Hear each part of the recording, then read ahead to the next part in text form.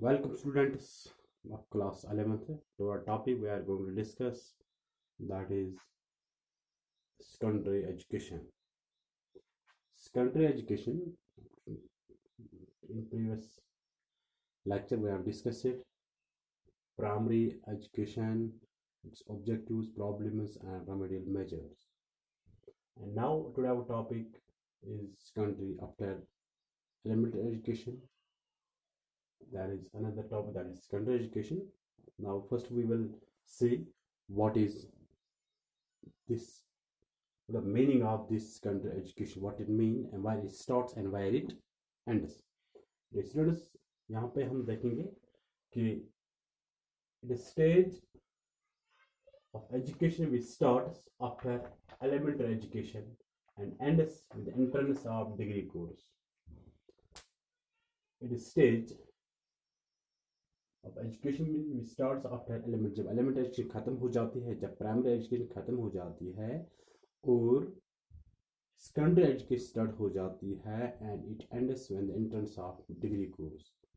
ये elementary education के बाद जब हम 8वें का 7th या 8th का एग्ज़ाम पास करते हैं, इसके बाद elementary education ख़त्म हो जाती है और फिर हम secondary स्कूल में जाते हैं, हाई स्कूल में जाते हैं, वहाँ पर ये एजुकेशन स्टार्ट होती है और ये तब तक चले जाते हैं जब हम डिग्री कोर्स में चले जाते हैं, जब हम यानी हम कहेंगे कि जब हम 12th के पास कॉलेज में चले जाते हैं या डिग्री कोर्स में चले जाते हैं, तो इस तरह ये ख़त्म हो जाती है. इस तरह हम कहेंगे शॉर्टने के 9 से शुरू होती है और जब हम 12th तक ये जब हम 12th में क्लास में पहुँचते हैं तब ये ख़त्म हो जाती है. या तब हम कहेंगे when with entrance of degree course, जब डिग्री कोर्स में चले जाते हैं, जब हम कोई बीए करने के लिए जा रहे हैं, कोई बीएससी करने के लिए जा रहे हैं, कोई एमबीए करने के लिए, कोई और कोई ऐसे ही, तो इस तरह वो डिग्री करने के लिए वो ये एजुकेशन ख़त्म हो जाती, ये स्टेज खत्म है, एजुकेशन नहीं स्टेज खत्म हो जाती है. देखिए यहाँ पे अगर हम देखेंगे some says it covers age group. कौन किस एज ग्रुप के लोग इसमें होते हैं, किस एज ग्रुप के स्टूडेंट इसमें होता है, from 11th to 17, 11th year से लेकर 17 ईयर्स तक या 18 ईयर्स तक जो बच्चे होते हैं इस ग्रुप में आते हैं. और हम कहेंगे कुछ लोग ऐसे कहते हैं, और some says it begins after seven years of primary education. It begins after 7 years of primary education. और कुछ कहते हैं कि जब 7 years के जो प्राइमरी स्कूल एलिमेंट्री स्कूल जो जब 7th का एग्ज़ाम पास करते हैं तब हम सेकेंडरी एजुकेशन में चले जाते हैं या हाई स्कूल में चले जाते हैं या हाई स्कूल में चले जाते हैं. There are some commissioners reports who have divided and who have designed this secondary education.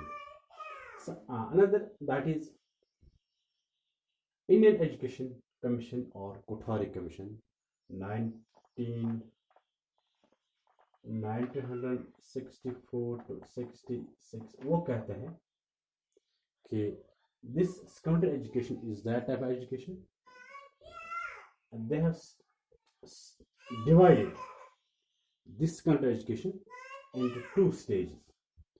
Kothari Indian Education has divided this education in 2 stages. One stage, lower second stage and higher second stage.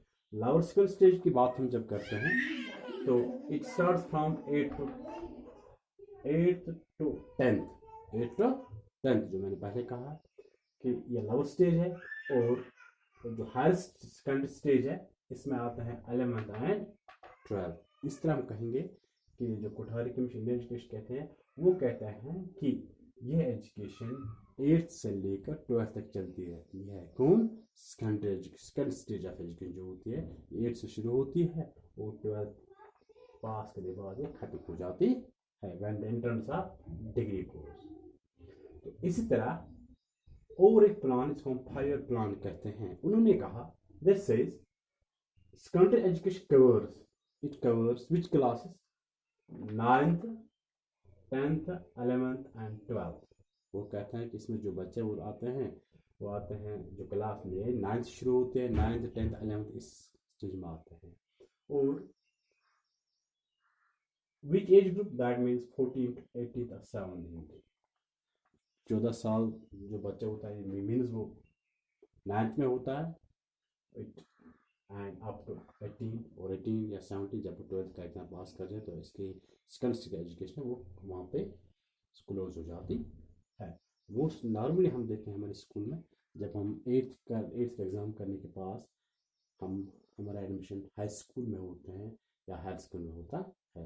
इस तरह कहेंगे कि जो secondary education है it starts from 8th class 9th class and ends up to 12th class. ये है secondary education. अब हम देखेंगे, अब हम इसमें हम यहाँ पे हम देखें स्ट्रक्चर उसका क्या होता है, या हमने स्ट्रक्चर देखा। अब हम देखें उसके ऑब्जेक्टिव्स और एम्स क्या है और ये क्यों, क्या उसकी इम्पोर्टेंस क्या है, क्यों इस पर ज़्यादा जोर देते हैं, यहाँ से हमें क्या सीखना चाहिए और क्या हमारे बच्चों के अंदर डेवलप होता है। उसके ऑब्जेक्टिव एम्स उनके मकसद क्या है। First one is development of democratic citizenship. Development of democratic citizenship is one of the first aim and objective of secondary education. Means secondary education prepare responsible citizens and face challenges of his life. ये तो हम जो citizen ये prepare ये citizens ये responsibilities बनाते हैं, एक जिम्मेदार शहरी बनाते हैं, उनको बताते हैं आपकी जिम्मेदारी क्या है, रिस्पॉन्सिबिलिटी क्या है, एंड टू फेस चैलेंजेस, और उसके अंदर ऐसी कैपेसिटी डेवलप करते हैं कि वो आगे चलकर जो उसकी ज़िंदगी में जो भी चैलेंज आएगा उन चैलेंजों को वो आसानी के साथ फेस कर सकता है। क्योंकि यहाँ पे जो सेकेंडरी एजुकेशन है यहाँ पे बच्चा vocational education, technical education and Samuel education, यहाँ पे एग्रीकल्चर एजुकेशन सीख लेता है, तो ताकि जो आने वाली ज़िंदगी में उसकी जो डिफ़िकल्टीज़ है, जो चैलेंज उनको आसानी के साथ फेस कर सकता है। इसलिए हमको डेवलपमेंट डेमोक्रेसी और डेमोक्रेटिक होना चाहिए। Second one is clear thinking. Clear thinking is another aim and objective of secondary education. Secondary education develops capacity for clear thinking. Clear thinking में पता है कि सोच समझ क्या होना चाहिए, न्यू आइडियाज डेवलप करते हैं, and difference between truth and false. Secondary education enables an individual to develop new ideas. Difference between truth and false, वो गलत और सही में फर्क कर सकता है। फैक्ट्स एंड प्रोपेगेंडाज, वो अच्छे और बुरे में फर्क कर सकता है। और next one is sense of patriotism. Another aim and objective of secondary education that is to develop sense of true patriotism towards their nation. और जो हमारे स्टूडेंट्स हैं जो सेकेंडरी एजुकेशन हासिल करने जाए, और वहाँ पे क्या मकसद होता है कि डेवलप पैट्रियोटिज्म वतनी उनमें डेवलप करना है, उनके अंदर जो नेशन है, जो कंट्री है, जो वतन है, उसके लिए मोहब्बत होना चाहिए। They must be loyalful, they must be sympathy, they must universal brotherhood, ताकि वो जो नेशन है, वो जो कंट्री है, वो आगे बढ़ सकेंगे।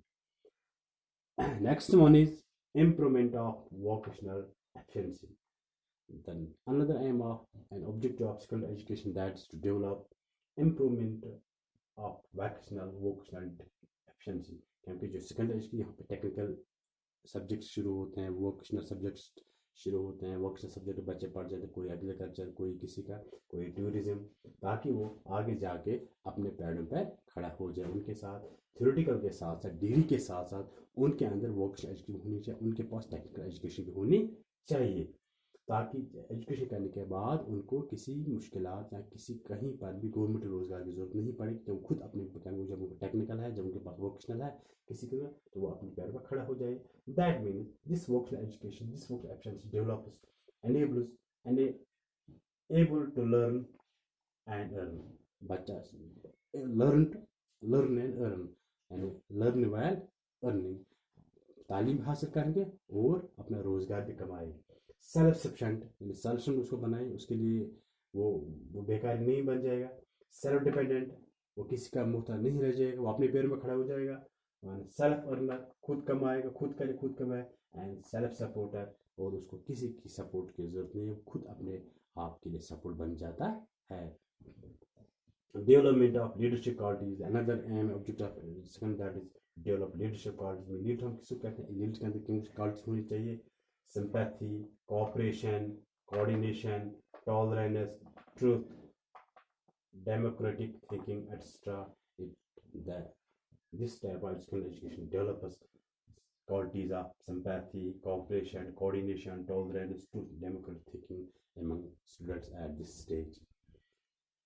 डेवलपमेंट ऑफ पर्सनैलिटी यानी ऑलराउंड डेवलपमेंट पर्सनैलिटी, इस इन चीज़ के साथ साथ एक बच्चे की जो हर उसकी जो पर्सनैलिटी का डायमेंशन है, उसका आस्पेक्ट वो डेवलप होना चाहिए। मीन्स फिजिकल डेवलपमेंट होनी चाहिए, इंटेलेक्चुअल डेवलपमेंट होनी चाहिए, इमोशनल डेवलपमेंट होनी चाहिए, सोशल डेवलपमेंट होनी चाहिए, मॉरल डेवलपमेंट होनी चाहिए एंड वोकेशनल डेवलपमेंट होनी चाहिए एक्स्ट्रा। इन ये जो सेकेंडरी एजुकेशन है, it also develops these aspects of our personality. Another one is to achieve objectives of life, and another aim objective of secondary education, that is to achieve objectives of life। और क्या होता है objectives of life, क्या होती है, suitable adjustment in society and life। Secondary education enables the individual to be adjusted stably in the society and life, में अपने life में और सोसाइटी में अच्छी तरह से एडजस्ट हो सकता है।